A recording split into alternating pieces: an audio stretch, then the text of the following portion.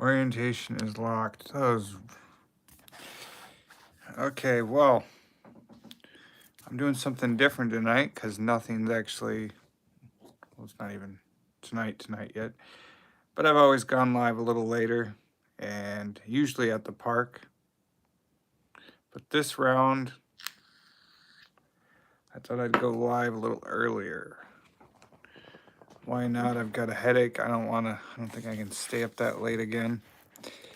Let's get the weirdos at night. So, plus I wanted to do an extra long live video today. Today is July 7th, the anniversary of my writing journey. And so I'm going to read from my book, The Magic Paintbrush.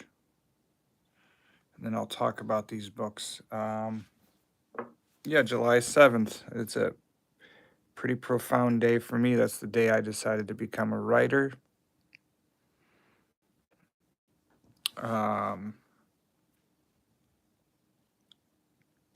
So I hope, oh boy, I'm moving kind of slow. Anyways, I talked about it last night on the video, but I thought, why not? Let's just do it now. Okay, so there's my first novel, The Magic Paintbrush.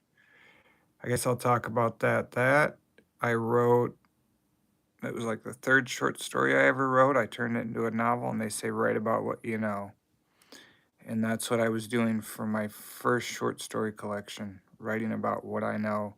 And everything in that collection had to have a magical element.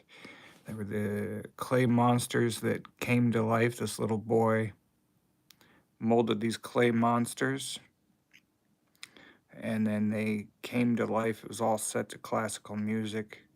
I had a lot of fun with that. But yeah, it had the magic paintbrush in it, and the storyline was a little different, but I changed it to suit the needs of a novel. And I kept writing.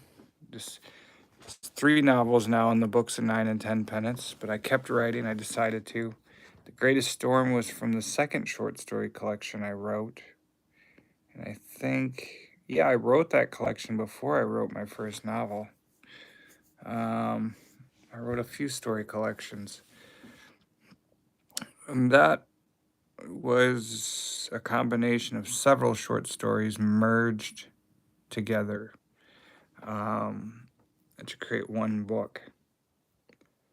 And that had The Tall Tale of Adam Griffard, about a scraggly old man who does not define himself by his looks. He more or less defined himself by the character he believed who he was on the inside. And so he swam the 7 seas searching for his one true love, which I don't think he ever found her. He had to... That was a fun story to write. And then I did, there was a 3-part story in there. The Red Star, the Purple Moon, and the Golden Sun. But anyways, I kept writing short stories until I wrote The Tale of Yelizelsky and the Unicorn. And that's when I knew, wow, okay, if I keep writing, I'm going to get better at it. So I kept writing. I did all the art for these books, too. That's right, I'm a small-time author. I got to do it all. I got to do the art and the writing. But this one is about... Oh, hello. This is about 2 lovers separated by an ocean. I dedicated it to my Aunt Fern and Uncle Bill. Great-aunt, Aunt Fern and Uncle Bill. And Uncle Bill was in a camp for 15 months overseas in World War II. And I thought Aunt Fern and Uncle Bill were inseparable. Well, obviously, he came back from the war, didn't want to do anything, didn't want to go anywhere, and he led a very quiet life. But the first little bit of his life was quite exciting. But I wrote that about what would happen if two lovers that were meant to be, and they knew they were meant to be, were separated by an ocean. And he gets lost. The main character, Stephen Blackman, gets lost at sea. I'm doing a chapter reading here in a minute. Stephen Vermeer gets lost at sea, so to speak. A coconut gets hit over his head and he gets amnesia. But before he loses his memory, he sends a message in a bottle out to sea to Allison, his one true love. And you're not going to believe this. That message in a bottle floats across the ocean, and it gets with less than a day. She receives the message in a bottle and decides to go search for him across the ocean. And it's got mermaids, angry mermen who are upset with this mermaid because she took their legs, and they're very upset. They want their legs back. It's got a lonely little crab that just wants to find true love, a silly piece of string. And then, of course, Stefan, he's on an island with 7 other men who have also lost their memory, but know in their hearts that they're in love. They don't know where to find her. They check under rocks. They check in the trees. They just search for the women they love night and day. But anyways, yeah, I had a lot of fun writing that story. And I did the art for it too, so yeah. And it's got a lot of slapstick comedy. One of my favorite lines was, how did it go? She encounters the merman and she says there was a tale to tell behind their eyes, crudely drawn in with a heavy lead pencil. And then I wrote my 3rd novel, which came from a short story collection. If you've listened to my writing advice, write short stories. If you're a writer, don't write a novel. Wait. And that one, I had a lot of fun. That was the big epic adventure I wrote. Hello, brother. That was the big adventure I wrote, and that was profound because I got to include a lot of drama and mystery elements, more so than any other story I'd ever written. And Yazelski and his son return home from a hunting trip, and they're encountered by Yazelski's 2 best friends who want to end him right then and there. And they're acting kind of strange, but Yazelski ends up overpowering them and throws them off the mountain. But before he throws them off the mountain, they warn him, don't cross this pass back to your kingdom. There's a rainbow and there's a unicorn. That's all right. And so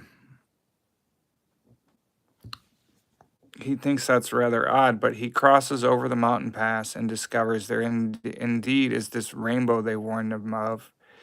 And they kept telling him, don't cross the line. There's a line across the,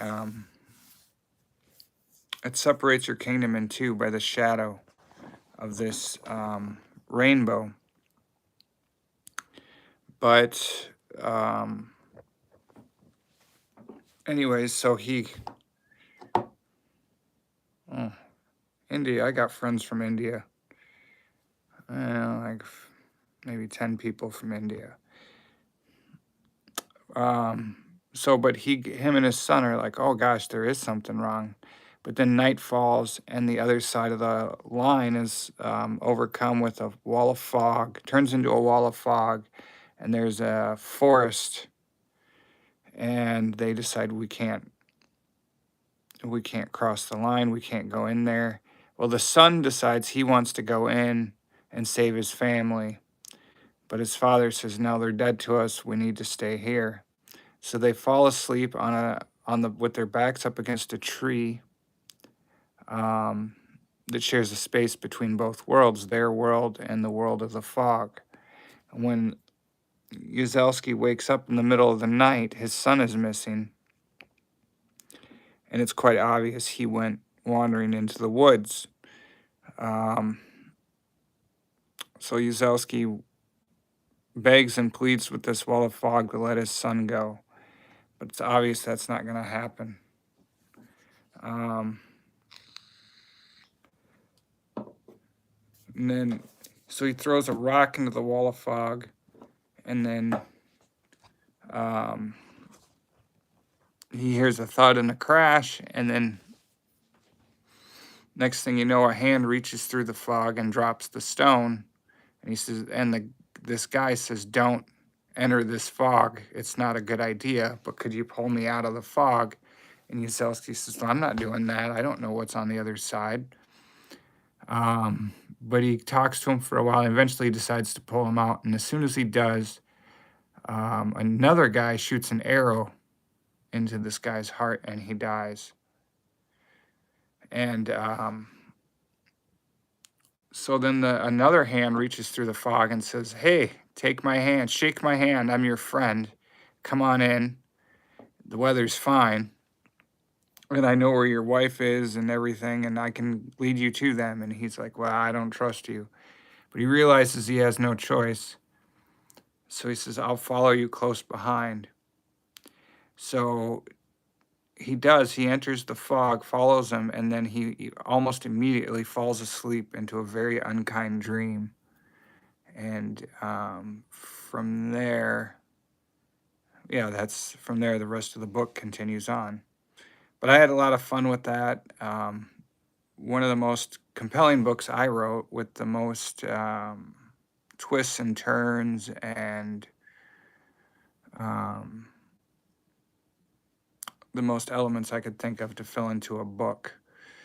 If for those, the one guy listening, it's July 7th, the day I decided to become a writer, 2012. That's why I'm making the video. So, and I'm going to do a chapter reading here from the first book.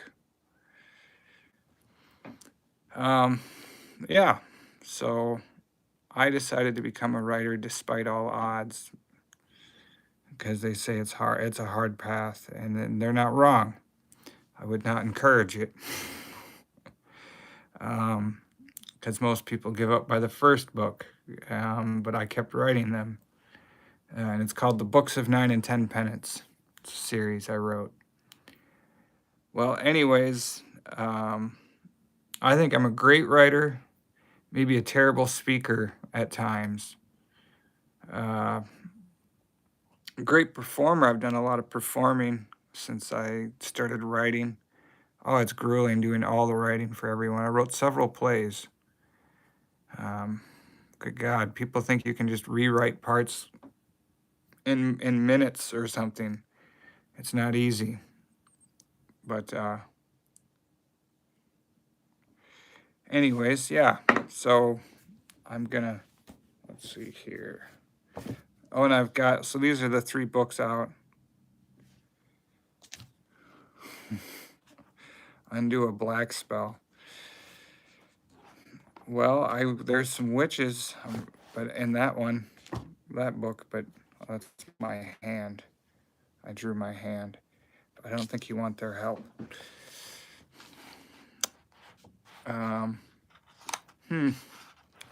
But anyways, oh yeah, so I'm reading from the Magic Paintbrush right now. That's what I'm going to end up. That's what I've been doing throughout the week, and we're on chapter, is it 7, 8? This is chapter 7. So you can go to my YouTube channel if you want, and you can go to the playlist, and it'll say chapter readings on there somewhere, and you can listen to the rest of the chapters if you want to catch up. But, well, here, I'll go over this. So they're all young adult fantasies. I guess this one's a little older, more mature audience.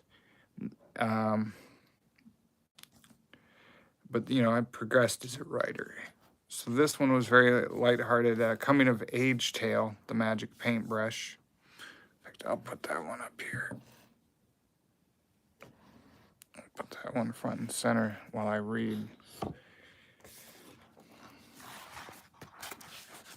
This video has gone over about as well as it does when I read it at 10 o'clock at night. I just did not want to go to the park again tonight and do this, and I've got a terrible headache, so I'm going to read from this book. So, oh, you live in the Middle East. I got a bunch of friends in the Middle East. A bunch of friends from Iraq and Turkey and Egypt. So maybe you know some of them. But anyways, so the magic paintbrush is about a boy trapped in a painting. And he's been stuck in the painting for 500 years. He's telling a story to another little boy about how he got stuck in the painting. Oop. And in the last chapter of Iran, I think I only know one or two people from Iran. Boy, it's been a while. I know how to make art from Iran, the Blue Mosque. Aha, yeah. In one of the other videos I talked about it, I make Islamic art. But the Blue Mosque, that was a tough challenge.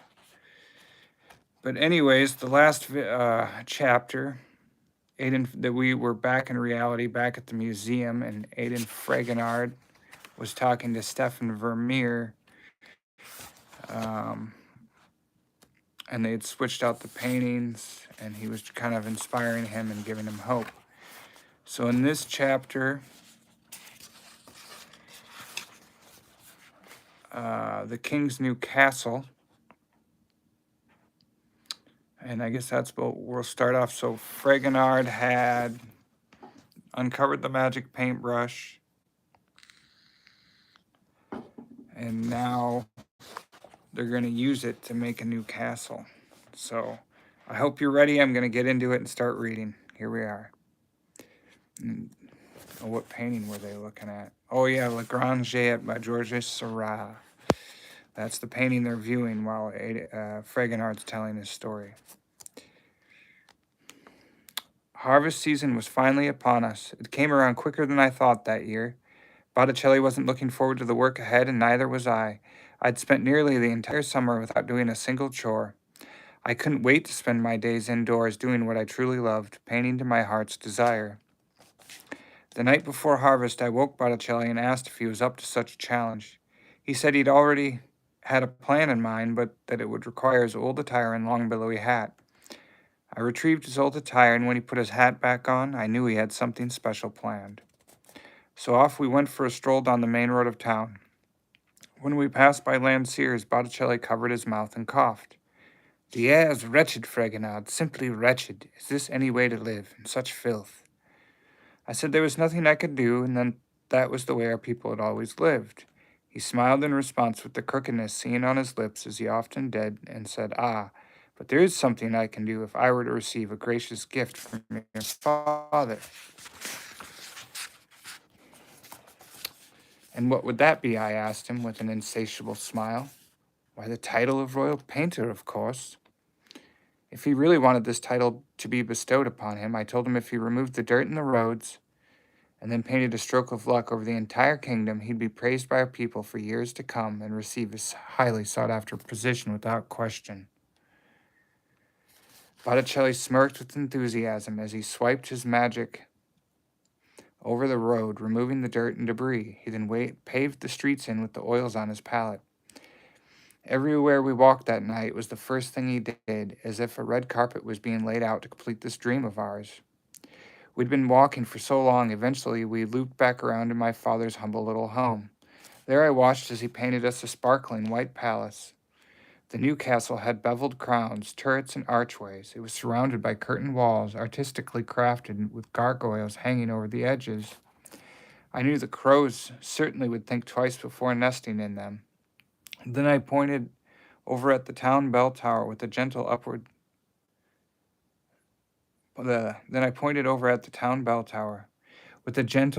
stroke. It grew like a giant beanstalk twisting into the air. I wondered, though, how would anyone be able to hear it ringing in the morning from all the way up there? To finish the job, he painted a grand row of trees on either side of the road leading up to the main entrance. They were quite beautiful, filled with plenty of his green, ambitious character. I thought the birds would enjoy them in the summer, and the squirrels would particularly enjoy them throughout the winter months. Now that my father finally had his dream come true, I asked what was next on the list for tonight's performance. Botticelli put a hand on his chin as he mused over this thought. You once mentioned how the courtyard was nothing more than a dirt road running through the center of town. What do you think we should do about this young Aiden, prince and heir to a former pile of dirt? I knew exactly what I wanted as I eagerly replied, I know. How about a lavish garden, a place of paradise for dreamers such as ourselves to sit and gaze upon the stars at night? Botticelli's smile lifted along with mine. He told me to step back as he was about to unleash a true test of his skill. He raised his brush in the air and crafted that dirty square plot of land into a monumental work of art. Paint was flying everywhere. We were lost in a forest of shrubs and perennials and winding pathways. The most beautiful flowers were scattered throughout. Every variety you could think of was blossoming before us as if spring had just arrived. I couldn't even begin to count the ways in which he'd easily painted them to life. We took a stroll through the new garden so he could chisel out some statues. He talked about each one of these people, detailing their mannerisms, giving insight as to their contributions to his own artistic style. His boyhood friend, Andrea del Sarto, whom he often found copying his work, his rival Correggio and Fra Filippo, an old teacher of his, who liked to ramble on about the golden rule while he was asleep in a chair.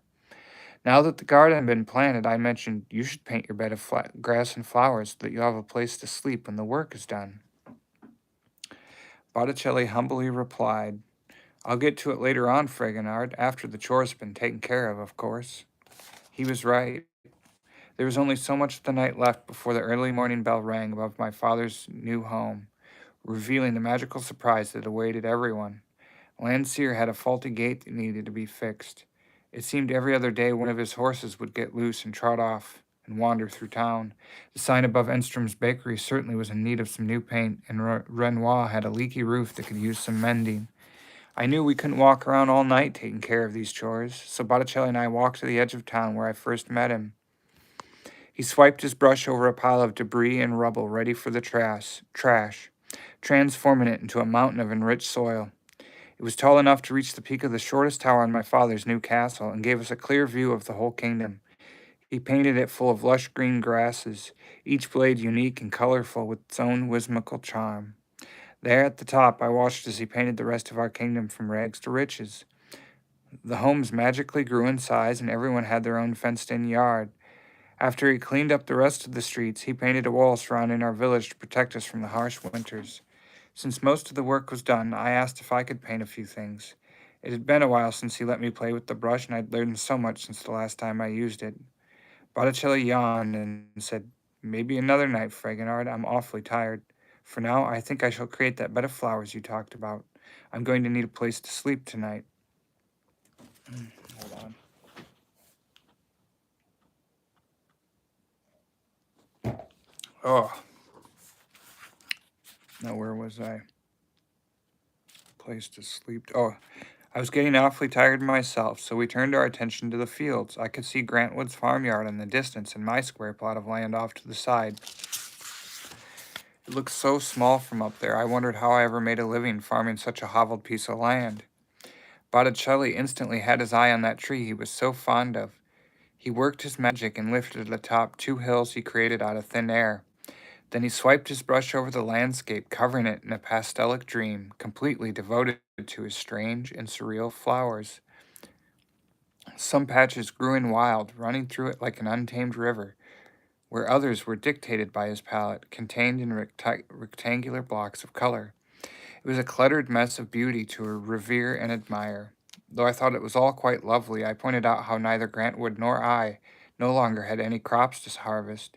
He said not to worry, he'd make sure to paint a lavish feast for our people to enjoy every night, and that no one in our kingdom would starve in the winter or go hungry ever again. I thanked him for his generosity and assured him our kingdom would be forever indebted to him for his kindness. The night of our dreams was fading, and so Botticelli walked out to the 2 hills and fell asleep under the tree. I found a nice comfortable spot in the courtyard just outside the new castle. The next morning my father woke me up and asked if I knew what happened to his village while he slept. I told him everything about Botticelli and his magic brush since he arrived. Pleased with all he had given us and the hard work he put in, we decided to let him sleep the day away for our gratitude. Later in the evening, Botticelli painted a lavish feast for everyone to enjoy as he had promised. After dinner, he was bestowed the title of royal painter and was allowed to sleep whenever, wherever he liked from then on. The whole kingdom rejoiced at an end to their poverty, but what no one knew at the time is at what a cost it would truly bring for our people. When harvest season was over with, we barely had enough crops to last us through winter. It quickly became apparent as the last of the leaves began to fall, we'd have to rely solely on Botticelli's magic to sustain a living. In just that short amount of time, my father had grown quite accustomed to his newfound wealth and lifestyle. Night after night, he would meet up with Botticelli atop the bell tower to discuss the layout of the town, deciding something as silly as the direction of a road. The next day, he would change his mind and have him paint it all over again. I tried reasoning with him on more than one occasion, yet my father felt a man with such talent shouldn't waste it. Meanwhile, the people were suffering from his lack of leadership. The larger the kingdom grew, the more there was to maintain. The paved roads started causing problems with drainage, something we'd never dealt with before. The price of a loaf of bread went up threefold at Enstrom's bakery, what with the people conserving what little they had. It seemed for every one thing we gained to make our lives easier, there was always another problem that had to be dealt with. It all kept mounting until one evening the people finally had enough. They were piled outside the main hall, demanding food and other provisions as well. My father was sitting down to another lavish meal, perfectly painted on top of the table. I feared what would happen if he didn't handle some of these issues. Food was becoming grossly scarce, and here we were looking like a goose's rear end smothered in honey. Grant would enter the room with a fistful of lilacs in his hands. He plainly spoke. My fields have been turned into a grove of flowers. What will I eat throughout the winter months? You can't eat the daisies. My father, with a jolly smile filling his cheeks, lifted the goblet made of solid gold and replied, Your fields, you old grouch, they might as well be a gift to Botticelli for the many things he has provided for us. So if you have to, yes, eat the daisies and be thankful for them. Grantwood left shaking his head at the way he was treated by his dear old friend. My father then asked if there were any more servants of the kingdom outside his door to deal with before he sat down to eat. Enstrom entered the room, complaining about the last meal provided for the people. Botticelli had turned the sides of a green apple into but a mere baker's dozen. He was so busy with my father's demands, he hadn't found the time to produce any other means of subsistence. My daughter and I can't make a living dividing apples up into slices. Perhaps you could see it in your heart to give us more than a handful of crumbs. My father pounded his fist on the table. I've been more than generous with you and your daughter. Be grateful for what you have and learn to make apple pie with it. He then took a hearty bite off a chicken leg and ordered him away and ordered no more complaints be brought to his table for the rest of the evening. My father then started to make foolish requests of his own, as if Botticelli were his own personal servant. Painter, would you please pass the sugar? And if you wouldn't mind, I've spilled some gravy on my new robe. Botticelli took out his brush, wiped the stain from his robe, and then he swiped it over the sugar bowl. Just as the stain of my father's robe was no more, the sugar bowl promptly sprouted legs and walked down the table past 29 empty chairs. He then started in on my appearance, so it had never been a problem before. He looked at my attire and then his own with a sneering glare. Painter, my son is still wearing the clothes of a field hand. This just won't do. Paint him a new robe, one fitting for a prince. While you're at it, paint one for me as well. After those ridiculous orders were made, I knew my father had truly become the essence of a lazy oaf. No longer a servant of the people, but a servant to his new tastes in life.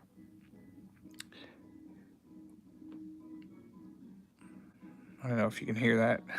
When the table was cleared and Botticelli left the room, I tried to get in a word on the way my father had been acting, though I found it difficult, what with him rambling on about his newfound wealth and how he should spend it.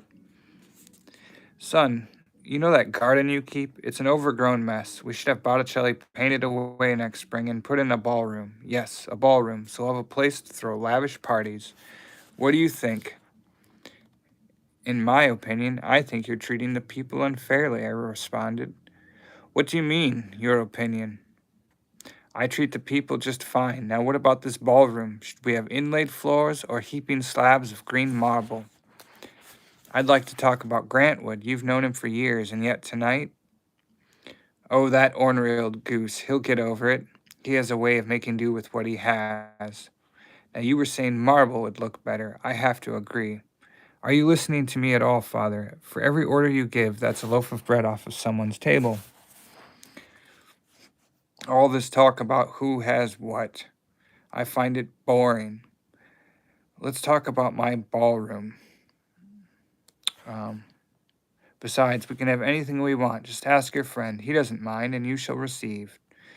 In fact, that should be our new motto. Our new motto? This is absurd. We should think about the well-being of the people, not what type of flooring you want. Son, you don't understand. No longer do I have to handle the affairs of land disputes and the prices of crops in the fall. Servants' work. It's time I lived like a real king and you started acting like a real prince. Now about this ballroom.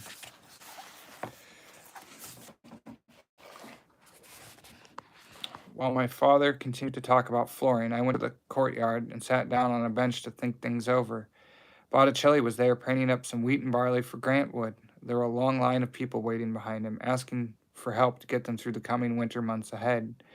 I was grateful someone hadn't forgotten what made our kingdom so special.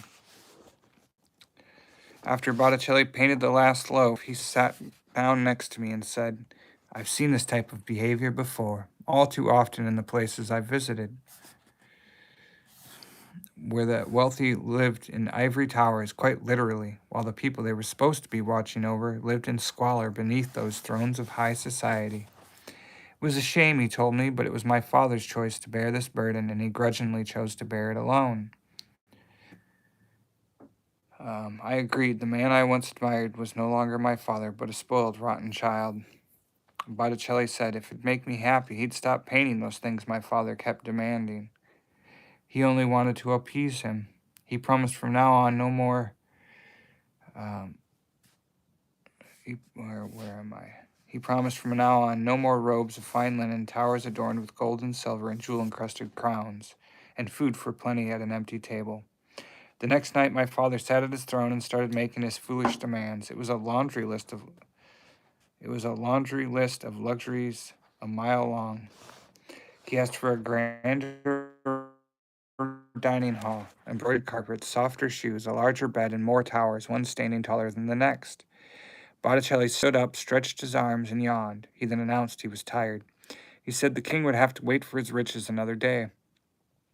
My father stood up and asked he paint himself a throne by his side. Botticelli humbly replied, Ah, but where will your son sit, if not by your side? My father, after hearing those words, realized he'd made a grave mistake. He promised from now on he'd not think of himself, but of the good of the people. He then looked at me for forgiveness and pulled out a chair and asked if I would sit by his side. Botticelli smiled favorably, with his lips arguably sealed in a crooked manner. Later in the evening, I met up with Botticelli to thank him personally for bringing my father back to his senses. He was gazing upon the stars as he often did, watching over them as if they were flowers in his own personal garden. He had such an inventive mind, an imaginative personality. I sat down next to him with concern for the future of our kingdom. We had everything we'd ever need, but it was given to us in vain. I wondered what life would be like if we continued down this path. Botticelli broke the troubled silence in my mind and asked if I would still love my father and stand by his side, even if he couldn't learn from the error of his ways. Of course I would. That was an easy question to answer. He reminded me that my father would never understand dreamers such as ourselves. He was right, I'll admit that. My father's dreams, though were met with good intent before he had his wealth, weren't anything like what Botticelli and I dreamed of. He then spoke of his own father. It was the first time I'd ever heard him speak of the man. My father was just like yours in many ways. When he acquired everything he ever wanted, he forgot he even had a son. I'm afraid your father one day will do the same to you. I replied, I hope that day never arrives. I'd be lost without him. He put a hand on my shoulder and pointed to the heavens. That star, the one right over there, it is known as the Dreamer's Star. If you ever do feel lost, follow that star, Fragonard. It will guide you down the right path. Botticelli asked how I was coming along with my new talents. I told him I painted every day and adhered to his advice closely. He smiled, pleased that I was following in his footsteps. I asked if we could share in another night of magic and staring up at the stars in the sky. He thought perhaps we could share a night around the courtyard painting with regular brushes instead. I thought it was a nice gesture, and so we spent the rest of the evening painting the thoughts in our head. There we go. That's the end of that chapter, and tomorrow I'll be reading, is that chapter 8 now? I'll be reading Fragonard's Dream in the Garden of Rococo, and that's a fun chapter. Fragonard steals the brush and paints the garden to life. It has disastrous results, so I don't know what time I'll be doing that, maybe a little later than now. I was doing this at 10 o'clock, but it's tough. Like, I gotta find a quiet place to do it, and I like doing it outdoors, reading these chapters, but I hope you guys will go to my channel and check out the other chapter readings. Catch up. It's under the playlist. So, yeah, I hope you'll check those out.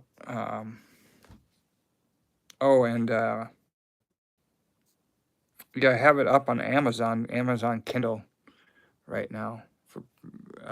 And the first two books are on Kindle, The Greatest Storm and The Magic Paintbrush. I have yet to turn the tale of Yelzelski and the unicorn into an ebook, but maybe someday.